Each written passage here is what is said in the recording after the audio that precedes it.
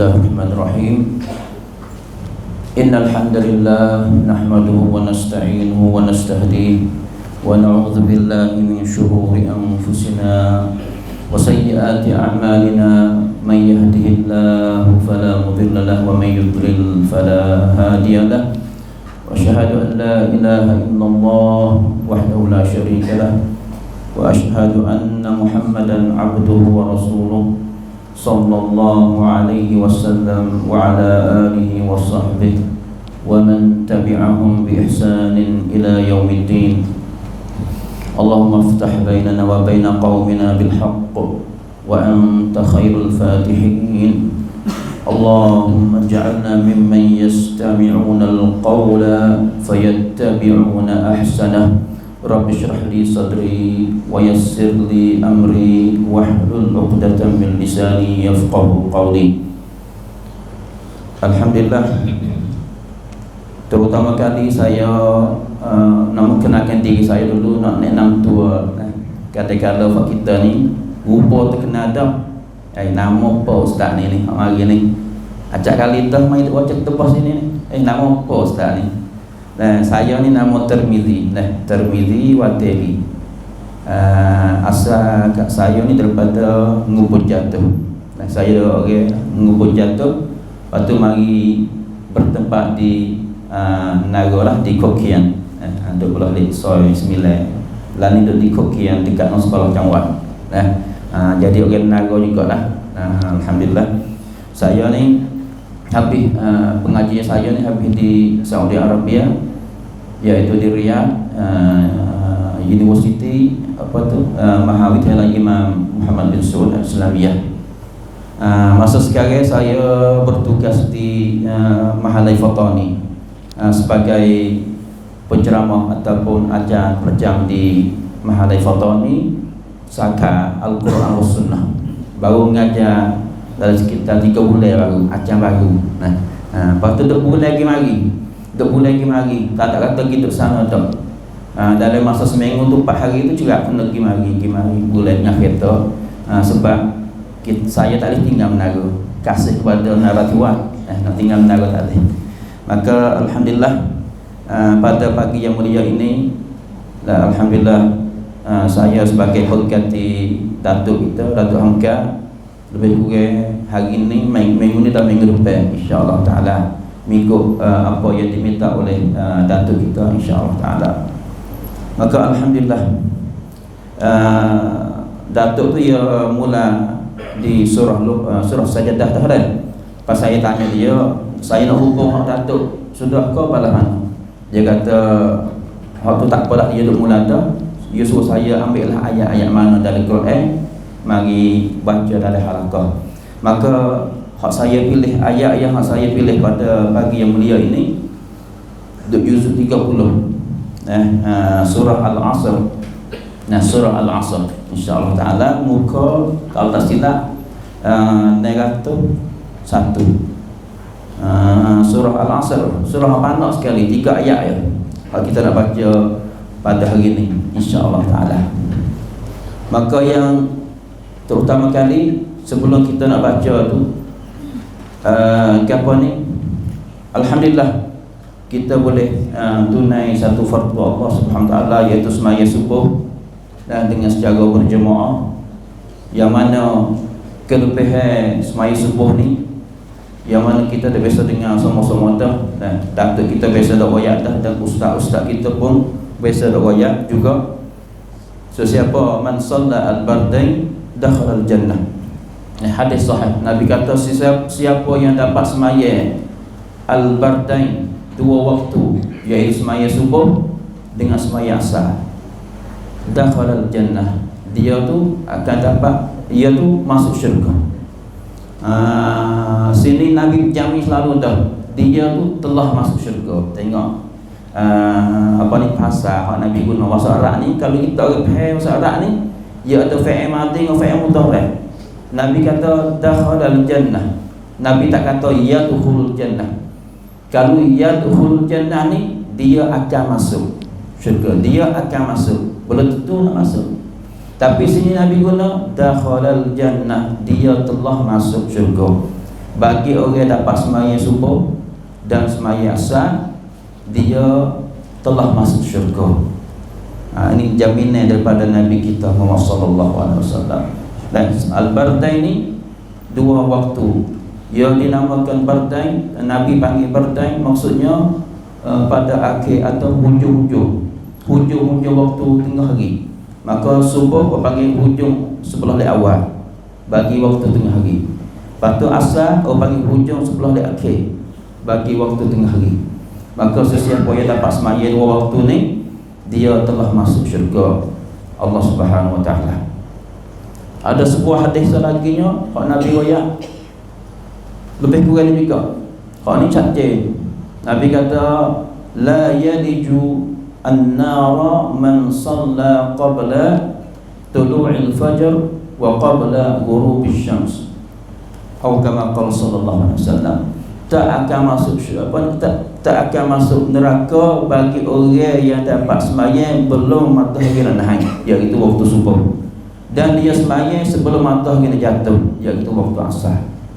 Lebih kurang masuk syurga, tak masuk neraka bagi orang yang dapat sembahyang, bagi orang yang dapat tunai solat subuh dengan solat al-asr. Alhamdulillah. Maka untuk kita ni tiap-tiap pagi kita sembahyang subuh, pagi itu adalah satu nikmat daripada Allah Subhanahu wa taala. Lepas tu yang mana saya royak pada awal-awal majlis, saya nak pilih surah Al-Asr.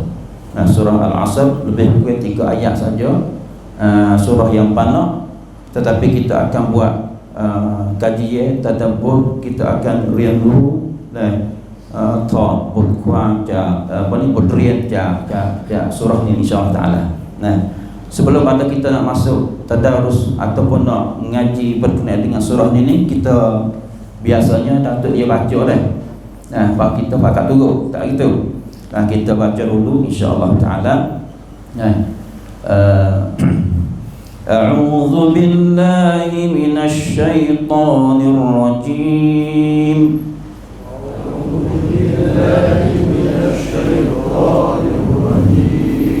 Bismillahirrahmanirrahim.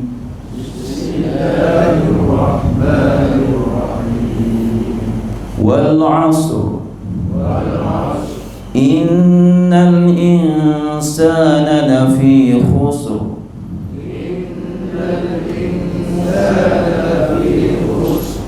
إلا الذين آمنوا وعملوا الصالحات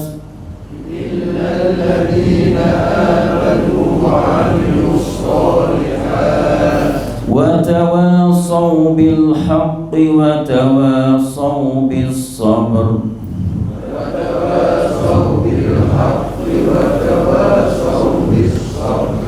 Assalamualaikum ilaikum. Alhamdulillah, kita dapat tilawah, dapat sama-sama membaca surah yang pendek, iaitu surah Al-Asr, lebih kurang 3 ayat saja. Maka sebelum kita nak masuk buat kajian beriang dulu berdrian daripada surah ini, saya nak beri satu hadis pula, nak beri semangat kepada kita bahawasanya hak kita dah buat tiap-tiap pagi, iaitu halaqah Quran ni dengan datuk kita ni berapa tahun dah lebih berapa tahun dah? 20 tahun apa dah? Belah tahun kita boleh kampung. Hak ni Nabi royak juga ni.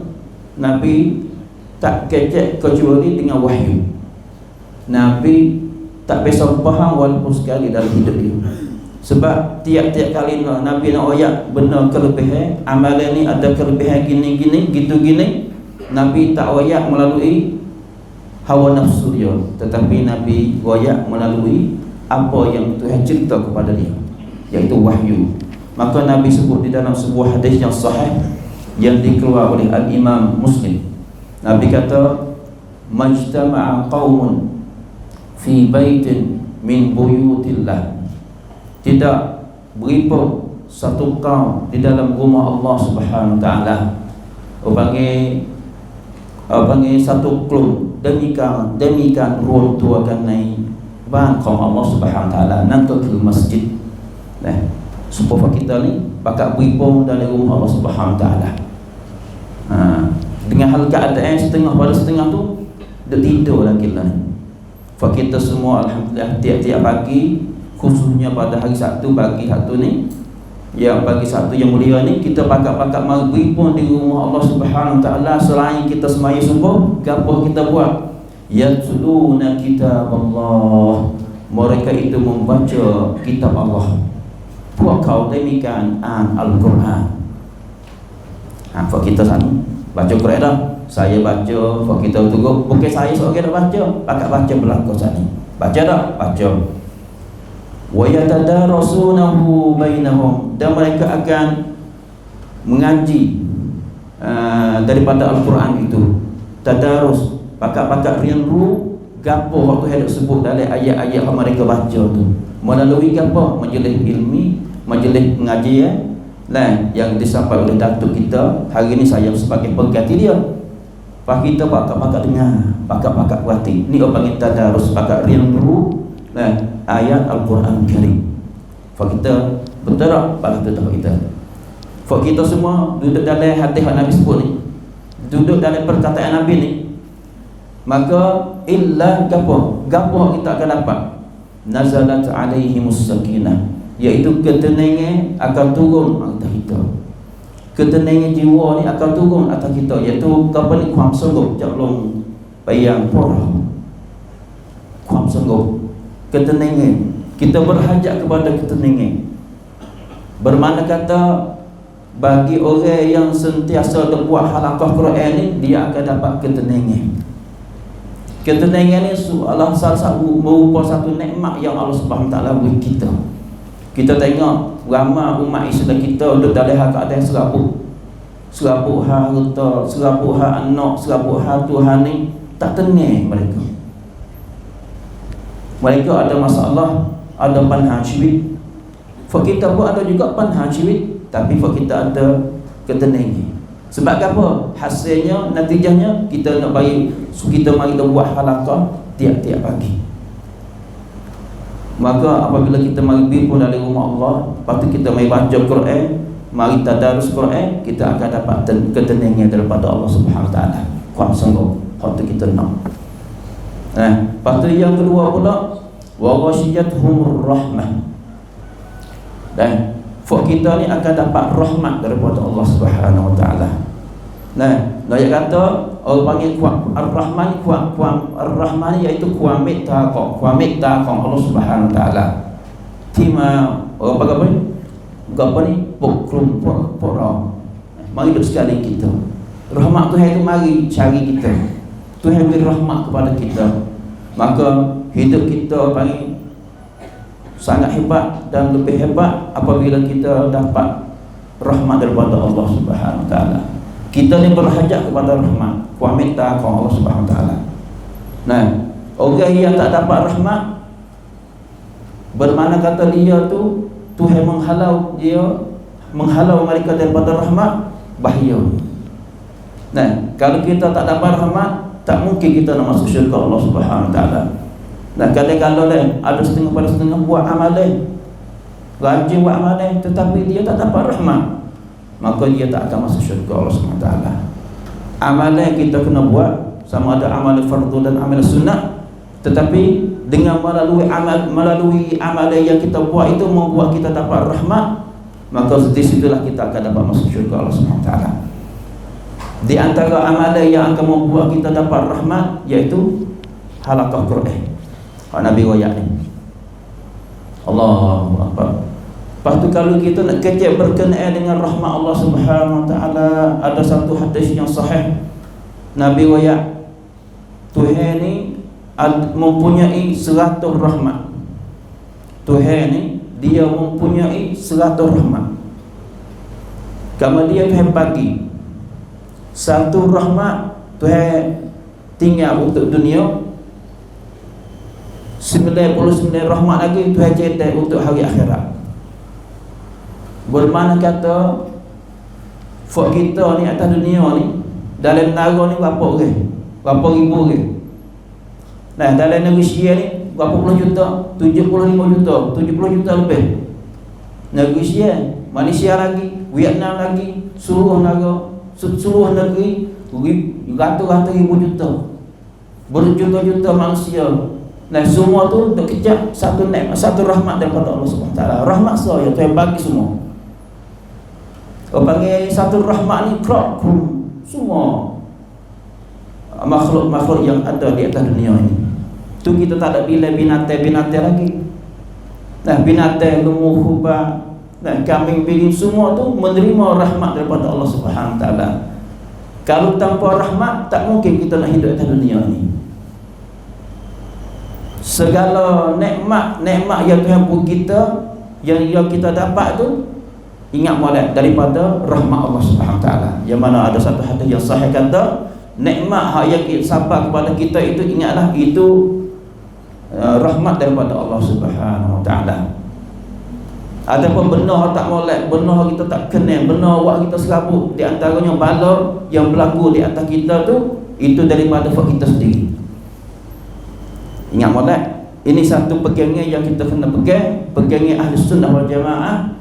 Manusia itu Tuhan beri pilihan. Tuhan beri pilih, kata dia nak buat jahat, kita tak buat. Namun lagi dakwah pula kata aku buat jahat, tak kena Tuhan, tak kena Tuhan berlaku ni. Kalau dia bagi satu pegangan, panggil qadariyah, bahaya. Orang bilang dia buat jahat, minum agak yang dia nak minum, gana-gana Tuhan tak kena berlaku. Dia lebih tahu, dia boleh, dia tu ada kuasa nak sekat aku ni, tak saya bikin minum agak. Orang panggil bahaya. Maka hadis ni tu Nabi kata benar kebaikan yang berlaku di atas diri kita, di atas anak bini kita tu, itu rahmat daripada Allah Subhanahu Wa Taala. Adapun benar kejahatan yang berlaku di atas diri kita, misalnya kata Tuhan turun bala, kisnya sahihnya macam akan kata orang. Sebab kita tu Tuhan beri pilihan, kata kita nak buat, kata saya buat benda tu. Ini nak ayat kata rahmat Tuhan ni, yang Tuhan jadi atas dunia, tapi berjuta-juta manusia, berjuta-juta makhluk, semua dah kejap satu rahmat ni. Apatah lagi 99 rahmat yang Tuhan jadi untuk hari akhirat kepada kita. Setara mana tu Allah tak habis nak pilih ke taman jahat. Kita nak tasawur, nak gambar tak boleh. Satu rahmat ni pun kita guna tak habis-habis atas dunia. Berjuta-juta makhluk guna satu rahmat. Bahkan 99 rahmat hak Tuhan jadi pada hari akhirat nanti, mikir diri. Ni hak yang kedua, bagi orang sentiasa berhudu bagi masuk ruang halaqah Al-Quran Karim, sama di Masjid Haji KT ataupun di masjid mana-mana pun, dia akan dapat yang kedua, iaitu rahmat daripada Allah Subhanahu Wa Taala. Lepas tu yang ketiga pula Nabi kata wa haffathumul malaikah. Dia tu di apa ni, dikongi oleh para malaikat. Ingat boleh? Nabi kata sini malaikah, lau malaikat. Nabi tak ada kata malak. Bahasa Arab ni Nabi kecak dengan bahasa Arab. Apabila orang ngaji Arab dia faham. Nabi tak ada kata wa hafathum atau wa hafahumul al-malak. Kalau malak ni malaikat kan kan seorang malaikat. Ni tak malaikat. Nah, para malaikat ataupun malaikat. Lau malaikat mai dak ikung fa kita. Tapi kita tak nampak tengok. Nah, kalaulah malaikat tu jenis makhluk yang membuat kita dapat tengok dengan mata kaca kita, nescaya kita nampak mata malaikat ni mai dak ikung fa kita. Nah, maka malaikat apabila ia duduk dengan kita, bermakna kata ada benda kebaikan yang akan berlaku di atas kita. Malaikat dia mai duduk, kita mai tengok kita ada buat halaqah tu, ada benda kebaikan yang akan berlaku di atas hidup kita. Ya, ada juga orang kita ni dilikung oleh para syaitan, dilikungi oleh syaitan. Hak ni wal iyad billahi min zalik. Kita tak sah. Syaitan mai dekat kita itu tak sah. Bahaya atas diri kita dan bahaya atas orang yang dekat tepi kita. Apabila syaitan mai dekat kita, ni bahaya. Yang mana kita tahu syaitan ni Ketika kita nak semaya tu dia mari dekat dah. Dalam semaya dia mari. Marilah setan. Nah, bila dia lari ketika dengar suara bel, suara azan. Allahu akbar, Allahu akbar. Lari. Dalam satu riwayat kata dia berlari benar-benar ketuk. Tak saya dengar suara nama Allah. Lari. Lagi mana dia nak dengar suara bel, dia lari situ. Bahkan ada kesebaran ratiwat kita dalam banan negara kita. Berapa tiap masjid tu bel, buju tu pun bel, buju tu pun bel, buju tu pun bel. Tak tahu nak lari mana setan tu. Nah, hadis ni hadis sahih. Setelah mana berhenti bel, dia klik main bola. Nah, for your team, for your puak ni bukan seorang. Ada tim ngah tu yang bagi kerja. Hak ni ke masjid, kalau masjid dia, hak ni ke masjid Batam, hak ni ke masjid Zabidah, bagi kerja. Untuk nak ngaruk ya, setan ni nak ngaruk. Tak jauh setan ni, bukan mari nak saing kita. Ngaruk setan ni, pemperayuk. Orang paling kianat sekali iaitu setan. Dia mari cari kita tujuan apa? Tujuan nak ingat kita. Hak tu dah. Biar kita semaya kata-kata ni, dia galai, aku semaya berapa rakaat dah ni. Yalah dah, jaya dah setan tu. Mari buat kita lalai dalam semaya. Dia mari cari kita pula di masjid Haji Cik Teh. Bawa terbilang qomat pula, dia lari pula. Allahu akbar, Allahu akbar, la ilaha bagi pula. Bawa sudah qomat, terimam mula takbir Allahu akbar, dia mari pula. Sebab tu lah, nak kali semaya, terimam tu minggu Nabi aja, betul kasar, rapat kasar, jangan wiluwe sah. Sebab apabila luwe tu, setan mai selitut kali. Sebab tu kita kena rapat sah. Tak sewi setan mai sendiri mai sendiri masuk dalam sah. Itu tujuan kita. Nah, ini nak ayat kata hak kita naknya nawi malaikat mai duduk dekat kita. Yang kita tak se nawi setan tu jangan duduk dekat kita. Wi duduk jauh kita. Maka apabila malaikat mai duduk dekat kita, alhamdulillah itu adalah satu benda yang molek, benda yang baik yang akan berlaku atas kita. Insya-Allah taala. Lepas tu yang ke-4 pula Nabi kata sini wa zakarahumullahu fi man 'indahu. Allah Subhanahu taala tu jak songklau. Apa ni? Pok kau to benda putih nak Prabu. Tuhan ni ada beri apa ni beriwan iaitu para malaikat pula sekali dengan Tuhan. Nah, maka Tuhan nak sebut for kita depan para malaikat. Hei malaikat di Masjid Haji Cik Teh, masya-Allah, for dia ada halaqah tiap-tiap pagi hari Sabtu. Sebut boleh kali sebut nama sesuatu boleh hati. Wallahu alam. Pentingnya dia sebut for kita ni di depan para malaikat. Tuhan bangga dengan for kita. Kalau kita di kedai kopi, dah biasa dah. Bukan nak kita sibuk lagi kedai aku ni. Tuhan tak sebut. Oh, tengok tu duduk di kedai aku pergi makan roti canang. Itu Tuhan tak sebut depan malaikat. Tapi benda tu bukan atau benda tak boleh. Nabi nak ayat tu benda kelebihan mana? Iaitu halaqah Quran. Apabila kita masuk dalam halaqah Quran, Tuhan akan sebut kepada kita di depan malaikat. Tuhan bangga dengan kita. Tu. Jadi 4 perkara kelebihan yang kita awak majlis ilmi, majlis halaqah Quran, iaitu yang pertama kita akan dapat ketenangan iaitu faham sengok. Yang kedua kita akan dapat ar-rahmah wa minta ya Allah Subhanahu taala. Yang ketiga, malaikat mai duduk sekali dengan kita. Yang keempat, Tuhan akan sebut dengan bentuk secara baik berkenaan dengan kita sewaktu kita mari masuk dalam halaqah Quran. Alhamdulillah. Ini bagi kelebihan supaya wifa kita dapat dengar. Wifa kita ni ada semangat kata halaqah Quran seperti ini ni kita tak boleh tinggal kalau tidak ada keuzuran. Nah, malaikat kita uzur sakit demam nak bangun tak boleh tu tak ada apa lah. Nah, ataupun kita ada benda orang panggil kena buat tak boleh mari kau kena pergi situ pergi sini, tu tak ada apa lah. Tapi bagi sesiapa yang ada masa luar, nah maka mesti kena mari kerjasama, mari masuk sekali dalam halaqah Quran. Hak ni dia hak satu bau dengan masuk. Hak kita nak baca sekali, hak kita nak kecek sekali. Nah, yang tahu masa ni penting. Nah, masa ni penting. Kalau kita hari ni kita tak masuk, kita ada masa, kita luar, tak ada kerja ke apa ni, puasa malam lagi, rugilah kita hari ni. Tak dapat dah 4 perkara ni. kelebihan yang perkara Nabi royak ni tak ada lah kita. Nah, apa ni? Sakinah, ketenangan jiwa tak ada. Rahmat kita tak dapat. Lepas tu malaikat, kita tak boleh bersaing dengan malaikat hari ni. Nah, kalau kita tak mari hari ni, tak boleh bersaing lah dengan malaikat. Nah, lepas tu yang ketiga, yang keempat pula Tuhan tak sebut pula kita di depan para malaikat.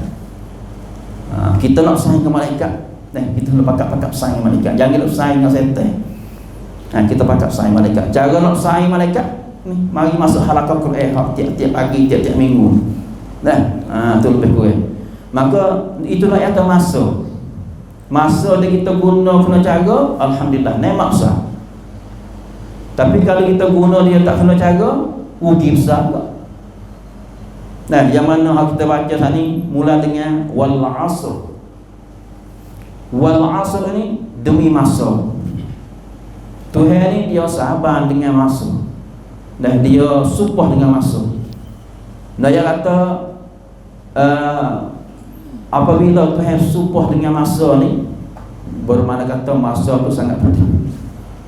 Masa tu sangat penting bagi kita. Yang belum ada tu saya nak royaknya. Sebab apa boleh saya pilih surah Al-Asr? Nah, 3 ayat lebih kurang. Sebab surah ni termasuklah surah yang hebat. Dengan sebab itulah Al-Imam Syafi'i rahimahullah dia kata gini, "Lau tadabbaran nasu hadhihi surata lakafathum." Bermakna kata kalaulah manusia itu dia ambil surah Al-Asr ini saja, mari duk tadabbur, mari duk rendu, mari duk berian dalam hidup dia tu. Kalaulah dia yang kalau sini bukan kata suruh tinggal surah lain. Dan dalam ayat Quran tu, dalam Quran sebuah tu ada 114 surah semua. Pak Imam Syafi'i kata kalau dia ni ataupun manusia ni, kita jemaah masjid Haji Jeddah ni tiap pagi, tiap minggu mari baca surah Al-Asr saja. Mari kita mengaji tadarus surah Al-Asr tiap minggu. Surah lain tak ada putus surah lain. Kalau Imam Syafi'i kata kalau lakafathum, cukup bagi mereka. Kalau kita nak bahasa laginya, kalaulah dalam Quran ni ada satu surah iaitu surah Al-Asr, cukuplah bagi mereka untuk nak hidup atas dunia dan nak hidup di hari akhirat. Nah, yang terhebat surah Al-Asr. Nah, cukup dah. Kalau kita ambil surah Al-Asr, mari baca, mari beramal dengan dia, mari patibat. Sinti tu klau naik surah Al-Asr ke sang ayat cibit dojak Rasulullah SAW tentang dunia dan akhirat. Ini perkataan Al-Imam Syafi'i yang selagi kita akan tengok, akan kaji setara mana boleh Imam Syafi'i dia kata balas tu. Sebab apakah dia kata cukuplah bagi kita kalau kita nak surah Al-Asr saja, mari baca, mari dengar, lepas tu mari beramal. Cukuplah bagi hidup kita untuk kita nak berjaya di atas dunia dan akhirat. Sebab apa? Dalam surah Al-Asr ni dia ada 4 perkara. Nah, ada siyah asasi sebagai lakan hidup kita. Kalau kita beramal dengan 4 perkara kita nak royak ni, jayalah kita. Ikutlah kita duduk dengan setanak ke apa. Saya sebagai ajar mahalai, Besi sebagai nak turki, saudara kita sebagai orang kerja muka, duduklah setanak ke apa orang kerja muka, buka kedai nasi, mengajar. Kalau dia ada 4 perkara nak sebut dalam surah ni, yang Tuhan sebut dalam surah Al-Asr ni, dia akan berjaya di dunia dan akhirat. Allahu Akbar.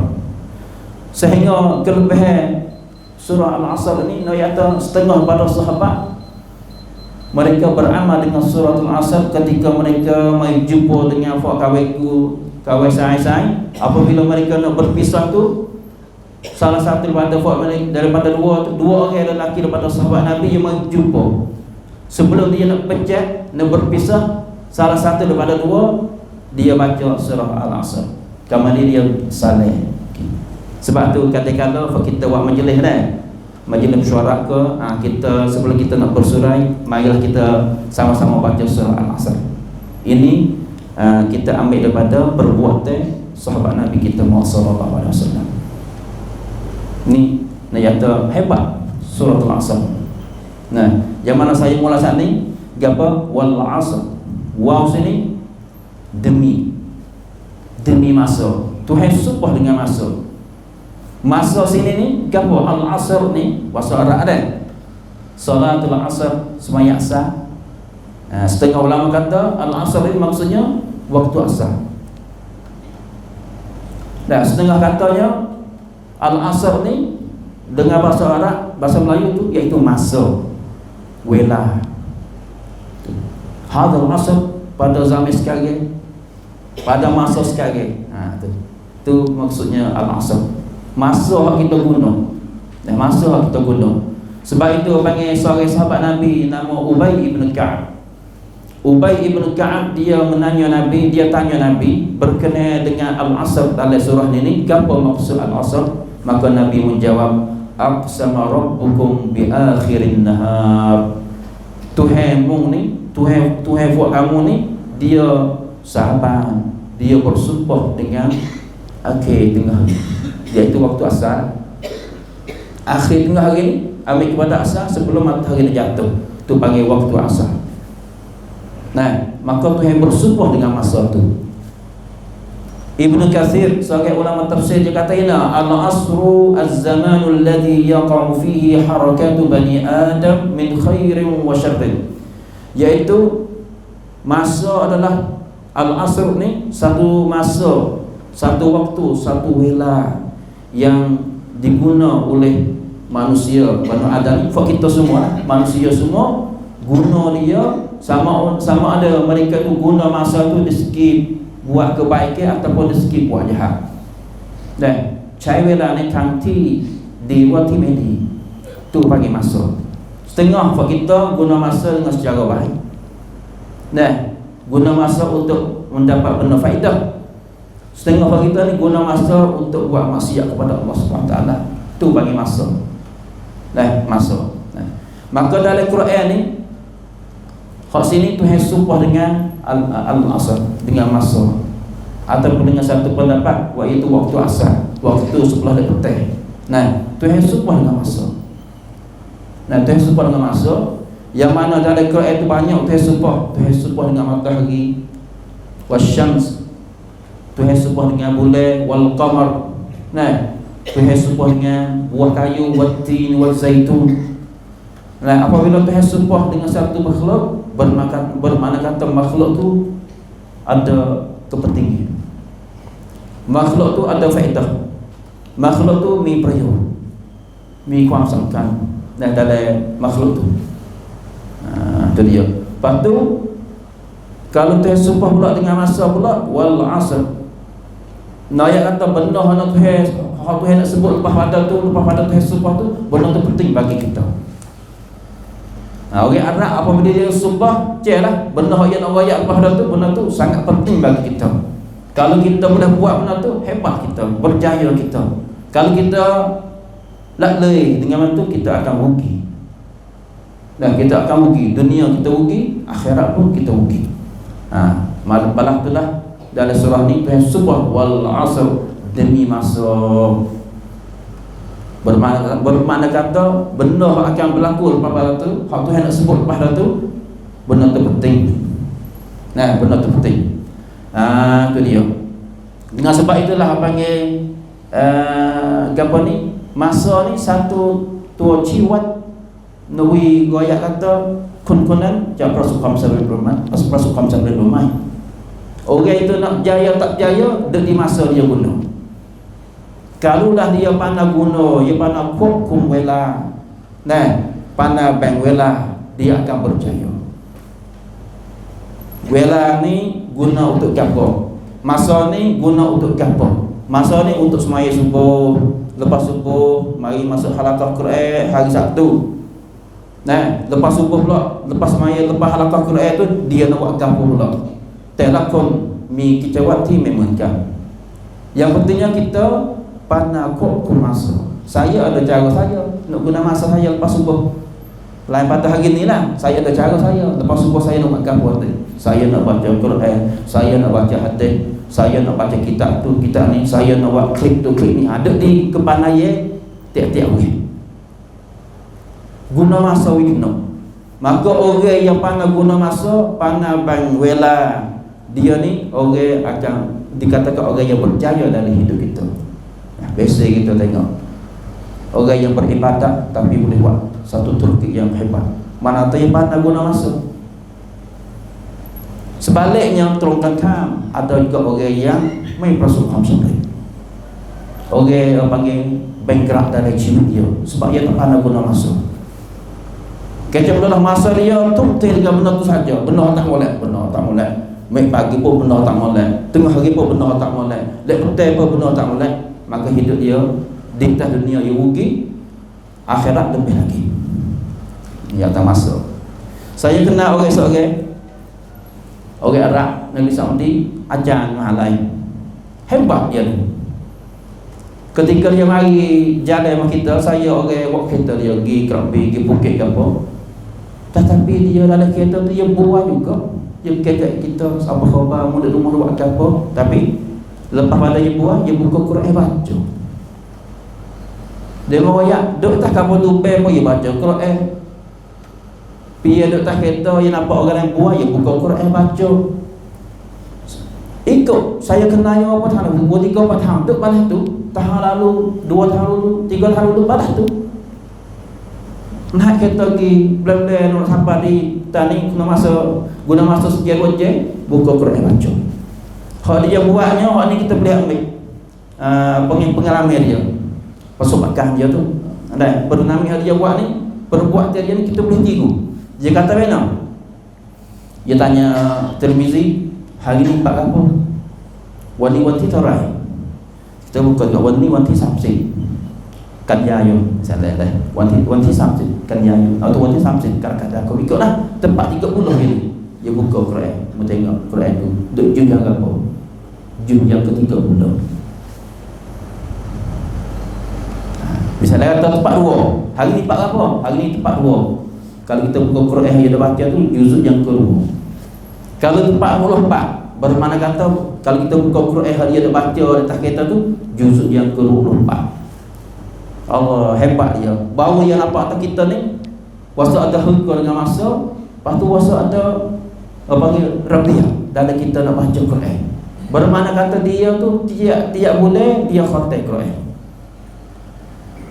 Nah, tiap bulan dia khatam Quran. Tempat 1 untuk juz yang 1. Tempat 2 untuk juz yang kedua. Tempat 30 untuk juz yang ke-30.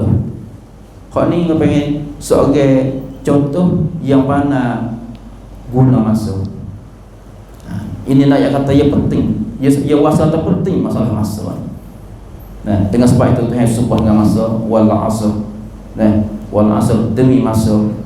Nah, sebab dengan masa juga ni ia satu cara dia bagi faedah bagi kita mi prayo. Tahu iaitu kita boleh tuan masa hak lepas dah, hak kita guna dah. Kita nak klik mula tak boleh dah. Masa dia lalu, yang lepas, dia nak klik main mula tak boleh dah. Kita nak kita tepes mata. Tetapi ia ada faedah juga. Boleh kita mari muhasabah, mari ulai kaji, mari tuan hak masa yang telah lepas. Seminit, 2 minit ataupun kemarin ke, aku buat ke kemarin.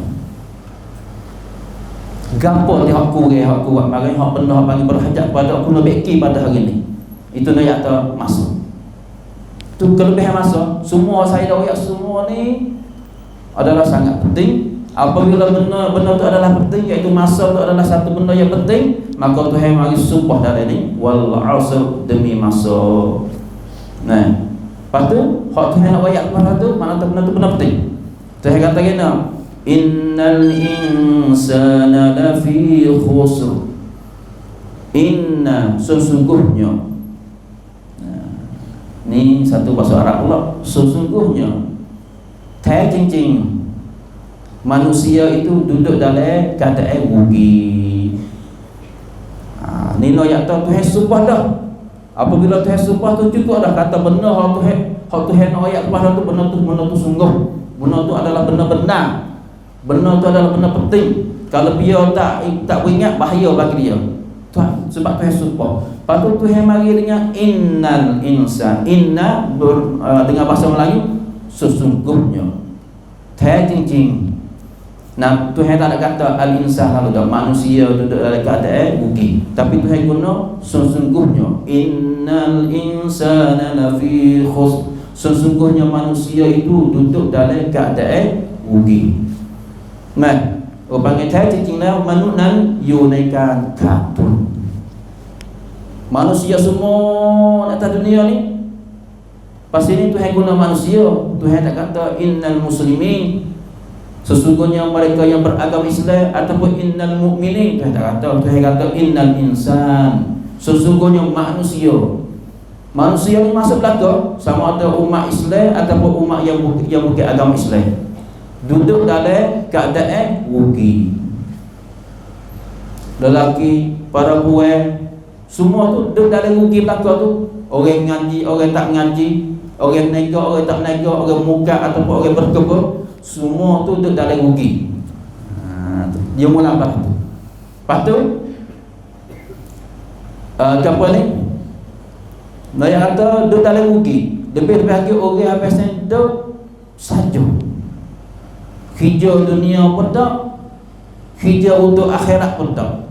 Hak ni orang panggil tahu noyak lah no. Sejik pun tak lagi.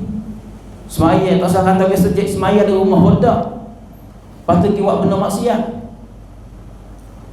Untuk akhirat pun tak. Lepas tu hijau untuk hasil rezeki atas dunia pun, untuk nak beri nafkah kepada anak bini pun tak juga. Hak ni paling rugi sekali, paling bahaya sekali.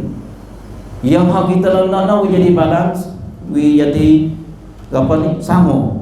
Hijau untuk dunia pun kita hijau untuk akhirat pun kita buat juga. Dua-dua itu sekali.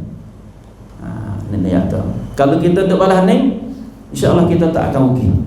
Yang mana kita akan sebut, Tuhan akan sebut ayat yang lepas pada tu. Apabila kita mari campur di antara iman dengan amal, kita tak akan rugi. Iman kita pun gagah, amalan kita pun kuat, kita tak akan rugi. Selain daripada empat perkara yang Tuhan sebut tu, manusia duduk dalam keadaan rugi belaka. Kalau kita tak saya rugi, kita hendak turut buat 3-4 perkara yang Tuhan sebut pada ni, iaitu daripada di dalam surah, di dalam ayat yang ketiga, ayat yang terakhir itu. Yang mana Tuhan kata sini, illal ladzina amanu wa 'amilus shalihat wa tawasaw bil haqqi wa tawasaw bis sabr. Perkara, pak gurunge hak Tuhan sebut dalam ayat yang ketiga daripada surah Al-Asr, yang mereka tak akan rugi sama sekali. Dunia pun tak rugi, akhirat pun sama Allah. Yang pertamanya illal ladzina amanu, iaitu benda mukmin, iaitu mereka yang beriman kepada Allah Subhanahu taala. Iman dia tu gagah, iman dia tu kukuh, tetap dengan Allah Subhanahu taala. Iman dia tu bersih daripada benda-benda syirik. Yang pertama, kita kena cek rukun iman semua ada nekah ke? Nah, iaitu iman kita dengan Tuhan setara mana? Iman kita dengan Al-Quran Karim setara mana? Iman kita dengan Nabi kita Muhammad sallallahu alaihi wasallam setara mana? Iman kita dengan para malaikat setara mana? Iman kita dengan hari akhirat setara mana? Iman kita dengan qada dan qadar hak Tuhan buat berlaku dalam hidup kita setara mana? Kadang-kadang kita ni Allah buat menahan apabila benda tu berlaku atas dia tu, benda tak molek, benda jadi bala atas dia tu, mula menahan, mula menangis. Dia tak tahu kata ini adalah takdir daripada Allah Subhanahu taala. Tetapi kalaulah iman dia sebenar-benar iman terhadap takdir Allah Subhanahu taala, dia selalu kata ini adalah daripada Allah Subhanahu taala yang Tuhan nak uji dia. Tu iman kita. Lepas tu iman saja tak ada lagi, amalan kita wa amilus shalihat. Nah, apa panggil benda putih kata kuanti, buat amalan yang soleh, sama ada amalan itu amalan fardu ataupun amalan sunnah. Kena duduk sekali buat tu, iman dan amalan, iman dan amalan. Jangan ada amal, iman tak ada. Amalan hidup, semaya tak putih-putih, dosa awal semua, Quran tak biasa putus 30 juz tiap-tiap bulan, tetapi email dia gonye. Email dia punya panha, ni kita usah. Kena ada dua-dua. Email saja tak ada juga. Nah, email saja, beremail tapi amalan ni kurang. Nah, Quran tu boleh bila kata dalam setahun tu baca berapa kali. Semaya tu, gitu gini. Puasa rajin, mari puasa wajib, puasa malam tak mari. Kita nak buat bahan mana? Dua-dua tu duduk sekali. Ini nak kata dua gurungnya, dua puak. Hak tu kata ไม่มีการขาดทุนพวกเขาจะไม่มีการขาดทุนในชีวิตของพวกเขาไม่ว่าจะเป็นดุนยาหรือว่าakhirat. Yang pertamanya itu mereka yang beriman, yang kedua yaitu mereka yang melakukan amal saleh. Dua orang kan. Lepas tu yang ketiga pula wa tawassaw bil haqq, yaitu mereka itu sentiasa berwasiat, panggil pakat pesan mari berkenaan dengan kebenaran. Miการสั่งเสียมีการตักเตือนซึ่งกันและกันในเรื่องของความดีในเรื่องของในเรื่องของสัจธรรม Nah, supaya kita buat majlis ni, saya main kecil ambil perkataan Nabi, ambil perkataan Allah Subhanahu Wa Taala, ambil perkataan Nabi mai wayak kepada kita. Ni orang panggil at-tawasi bil haq. Apa ni orang panggil siap ambil apa ni ada wasiat di antara satu sama lain atas kebenaran. Nampak saudara kita tak nampak sejak pergi ziarah dia. Kena demo tak main sejak banyak hari dah. Oh kita sakit mai, kita gini. Oh tak apa, esok je mari sejak. Ni orang bagi at-tawasi bil haq. Patu at-tawasi bil haq ni satu benda yang payah. Bukan dia mudah ni, kita nak pergi wasiat orang lagi tak ตือนorang ni bukan macam rengai. Nah, lah ni kita tengok masjid kita, sama ada masjid Haji Cik Teh ataupun masjid mana-mana di tempat kawasan kita, terat cuba kita perhati molek. Boleh ke ada mari sejak for umur 45 nek puluh lagi. Wairun duk mana? Masa ni. Waktu subuh, wairun for kita duk mana? Kita perhati molek. Tiap-tiap masjid kita perhati tengok balah tu lah. Lebih-lebih lagi kot belah dekat apa? Balah tu. Hak ada mari sejak hak umur nek puluh 70. Nah, hak wairun 25, 30 ni jangan nak ada di masjid. Lepas tu at-tawasi bil haq, cara kita nak wasiat satu sama lain atas kebenaran. Masalah kita nak mikan penkan takdiran sengkalakan tu, masalah kebenaran ni kita nak buat bagaimana? Kita main mikir. Ni orang kata at-tawasi bil haq. Benda tu nampak payah, tetapi kita kena usaha. Dan kita kena usaha. Apabila benda tu dikatakan payah, masalah kita nak ajak orang, nak takdir orang, nak nasihat orang ni bukan dia mudah. Kadang-kadang ni bidang hak kita mula. Kena demo. Bukan dia mudah. Apabila benda tu adalah benda payah tak bukan dia mudah, maka Tuhan mengayat pada ayat yang terakhir pula wa tawassaw bis sabr. Kita kena pakat takdir sengkalakan mikir sangsia, sengkalakan pakat-pakat wasiat ke mari berkenaan dengan sabar. Nah, kita kena ada sabar. Sabar dari segi kita nak taat kepada Allah Subhanahu Wa Taala. Nak mai-mai subuh dengan siapa yang berjemaah ni bukan dia mudah. Nah, ada setengah tu, aku nak sembahyang. Kapal-kapal buka, jelek mata tengok cerah. Niat nak sembahyang, tak jaga ada tapi tak bangun. Orang nak buat satu amal ibadat, nak taat kepada Allah Subhanahu Wa Taala, dia kena ada sifat sabar. Saya ingat ada orang Filipin, dia masuk Islam. Ni hak sungguh, kisah ni hak sungguh. Dia masuk Islam. Lepas dia mengucap 2 kalimah syahadah ke apa tu, dia kena semaya lah. Semaya tak apa lagi. Semaya subuh berat bagi dia. Moga orang yang bukan agama Islam biasanya dia bangun pukul 9, pukul 8 tu. Nah, bagi orang biasa luar tak biasa bangun belum subuh. Nah, dia dah biasa malah tu. Dalam hidup dia sebelum dia nak masuk Islam tu pukul 8, pukul 10 bangun. Setelah mana dia masuk Islam, dia dah kata semaya 5 waktu mesti kena buat. Dia kena buat. Tak apa, dia nak buat, dia Semangat nak buat tu juga ada kena ada semangat sebab ia masuk sendiri dah Tetapi yang jadi berat bagi dia, jadi keberatan bagi dia itu semai subuh. Dia usaha nak mai subuh, nak witirnya semai subuh di masjid sekali untuk imam. Dia usaha ambil jaga gerak hak sawo bunyi legah kali tok hak angin muat hak sawo bunyi tok di pala kaki. Tak, misalnya tu pukul 4:30 ataupun pukul 5.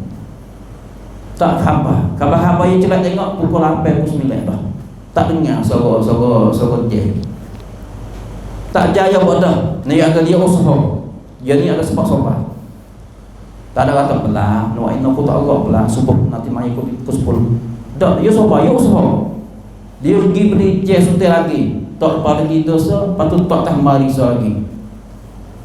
Dia dapati sampai masa jeng kukup tu ada tidur lagi. Bangun pukul 10 tengok habis. Beli je yang apa suntik lagi pula 3 tel je jeng gerak dia. Kita di hujung pula. Bos sampai masa kena bangun tu jeng kukup 3 kukup. Tapi dia bangun pula pukul 10 dah, curah dah. Tak jaya lagi.